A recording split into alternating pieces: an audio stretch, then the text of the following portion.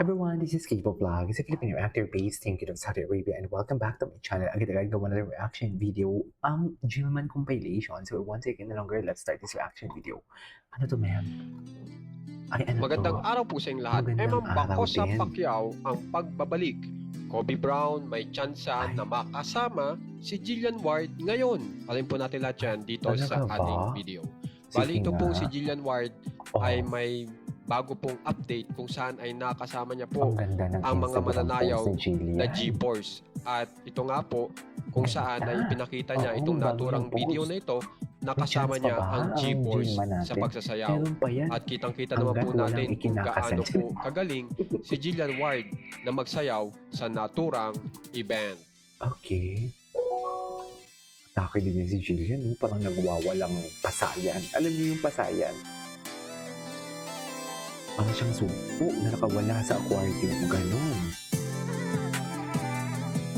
Pak! O loko, saan dalahin?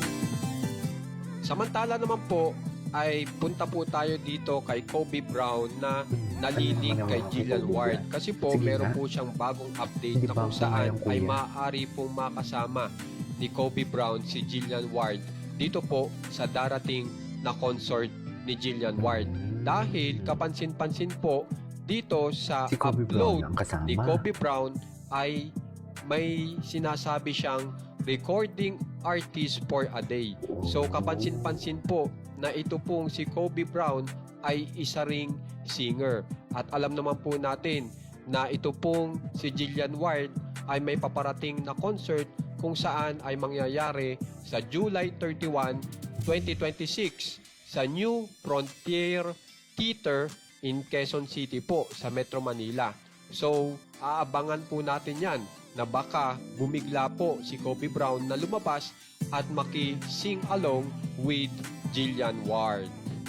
Samantala, dito naman po tayo kay Sir Emam Bacosa Pacquiao kung saan ay nagbabalik po muli siya sa pagtitraining matapos po ang paggaling niya po doon sa Crocodile Farm.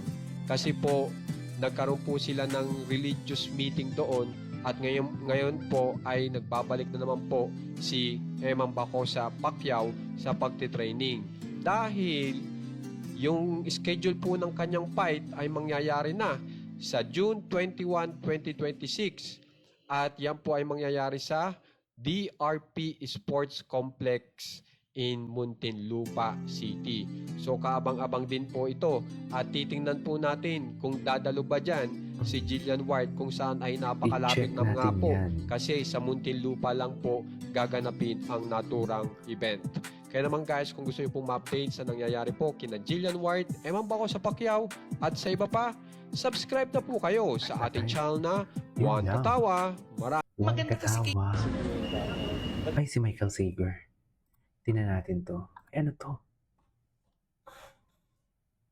Pansin-pansin umano na wala si Catherine sa mga larawang Ah, bakit Catherine? Ay, malapit na ang laban natin. Malapit na talaga. Kaya support. Support tayo kay Eman. Ay, ano to? Patuloy na Tingnan natin to.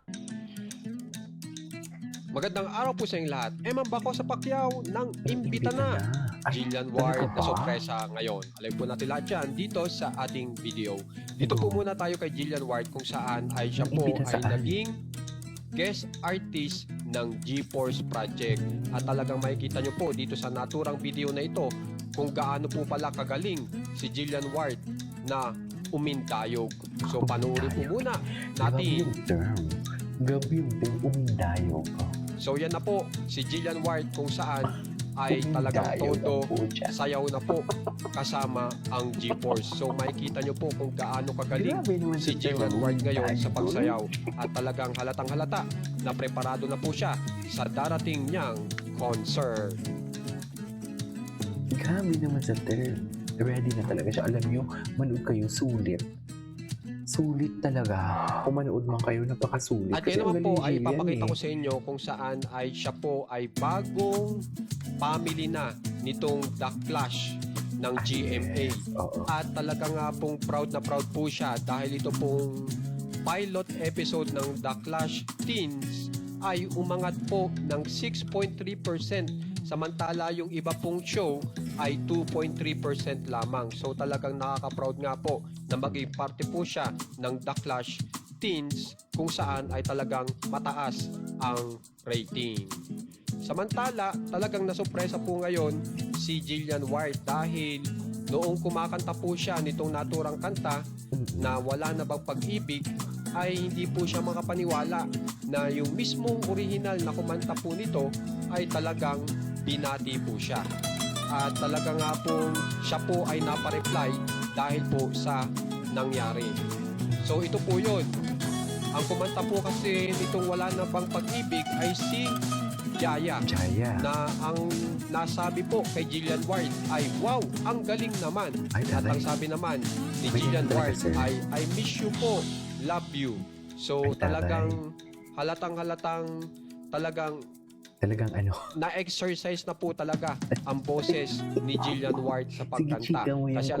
alam naman po natin Exercise. kung inyong Hindi mo maalala sa mga conversation nakaraang mo, balita po natin ay talagang Kuya, ano ba yung kumuha pa pinagsasabi po mo? yan ng coach para gumaling po yung kanyang Totoo ba yun, pagkanta. Kuya? At- Parang mali-mali At naman kung ang maalala sinasabi nyo, natin, nagkaroon Kuya. pa sila ng tinatawag na Vocalization naman yung tawag na noon. kung saan ay habang siya ay nagbabaksing Ewan ko ay sa'yo, kumakanta. So medyo Yun yung kakaiba sinasabi ko pero sa'yo, talagang Kuya. epektibo yung naging resulta. Kaya naman po talaga si ba? Ma'am Jaya ay talagang napahanga sa kanya. Samantala, dito naman po ay halatang Oh, paparating dyan na po naman talaga tayo for ang kanyang today's concert video. dahil Sige, go. nag-pictorial na po si Ma'am Jillian White. At mapapansin nyo po kung gaano ka-seductive ang kanyang mga photos Ay, ngayon. seductive. Pero Taray naman meron po sa ako sa seductive, inyong uy. sorpresa patungkol dyan. Ano? Noong ini-upload po yan ni Ma'am Jillian White ay may isang lalaki na kasama po sa pinag-uusapan nila ni Boy Abunda na nag-like po niyan. So ipapakilala ko po sa inyo kung sino itong lalaking ito na sinasabi ni Boy Abunda na isa sa napapalink kay Ma'am Jillian White.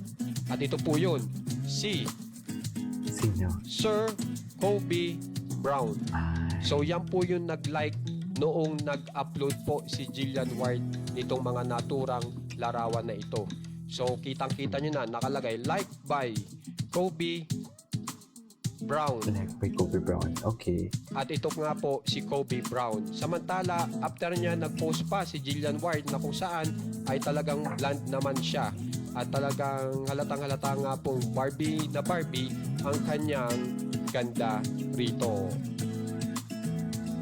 Barbie na Barbie. Akala ko Barbie 40 yung sasabihin mo eh. So hindi pa po natin nakikita si Jillian White na nakikita ni Emma Paco sa Pacquiao in person na naka-Barbie mode. So tingnan po natin kung magkikita sila sa darating na concert ni Jillian si White. Eman ngayon. Samantala, dito na po tayo kay Emma Paco sa Pacquiao Oh, dahil go. nang imbita po si Emma Paco sa Pacquiao dahil sila po ay May merong festival. gospel festival. Ah, At okay. ito nga po, Oo. Anyways, ito naman for today's video. This is Kayla Plaza and see you on my next vlog. Bye.